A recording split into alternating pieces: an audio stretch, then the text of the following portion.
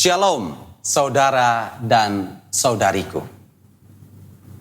Semasa berada di bangku pendidikan formal, kita pasti pernah belajar tentang teori dasar magnet, terutama berkaitan gaya magnet. Magnet selalu memiliki dua kutub, yakni kutub utara dan kutub selatan.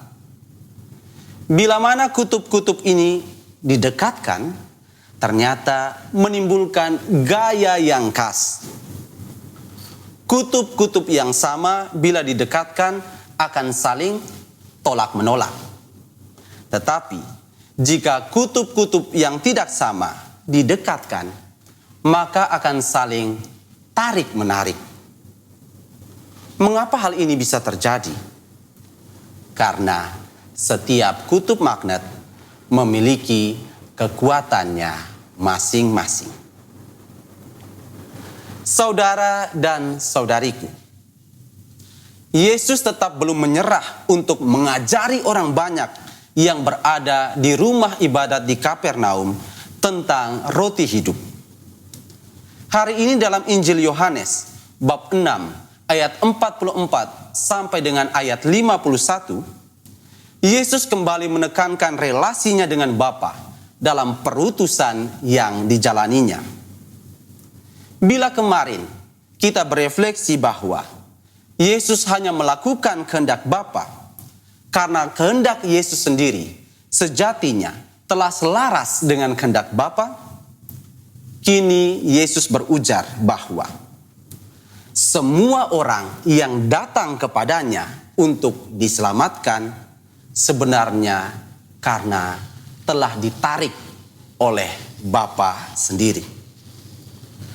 Bapa menarik mereka karena ada perbedaan kutub, layaknya magnet. Bapa memiliki kekuatan ilahi dan sifatnya menghidupkan. Sementara orang-orang itu masih terpenjara dalam kekuatan dosa yang sifatnya mematikan. Kekuatan Bapa tentu saja tidak bisa disejajarkan dengan kekuatan dosa.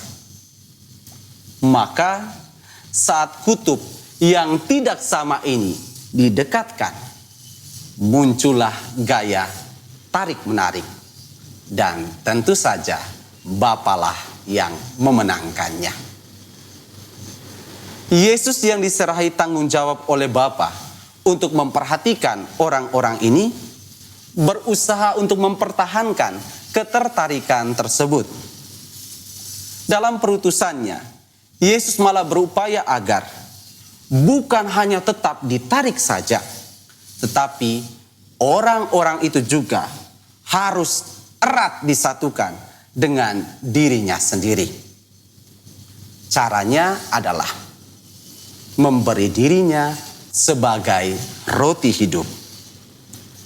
Dengan menyantap tubuh Yesus, mereka diingatkan bahwa mereka berada dalam persekutuan hidup dengan Bapa yang menarik mereka dan Yesus yang mempersatukan mereka.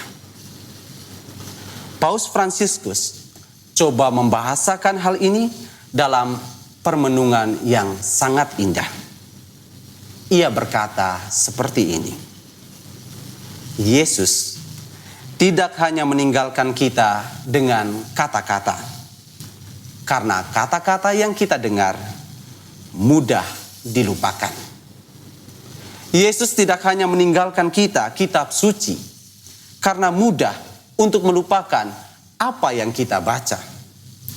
Yesus tidak hanya meninggalkan tanda kepada kita, karena kita dapat melupakan apa yang kita lihat.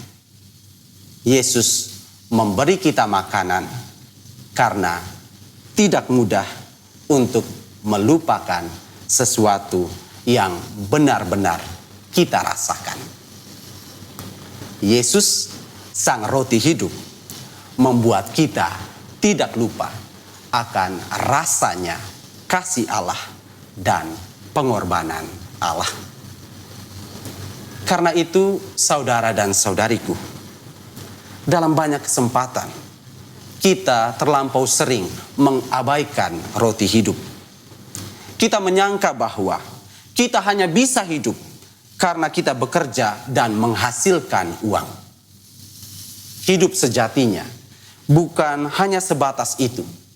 Karena untuk mencapai kehidupan abadi, kita butuh Tuhan. Kita tidak bisa mengandalkan kemanusiaan kita yang terbatas ini. Maka kita perlu bersyukur bahwa kita memiliki Tuhan yang tidak sekedar menunggu pasif di surga sana. Ia turun ke dunia, menjadi manusia, dan mau mengalami sengsara, wafat, serta bangkit sebagai bukti pemberian dirinya sebagai roti hidup. Jangan menyia-nyiakan kehadiran Tuhan, tetapi berusahalah sekuat mungkin untuk makin tertarik kepadanya. Tuhan memberkati kita sekalian.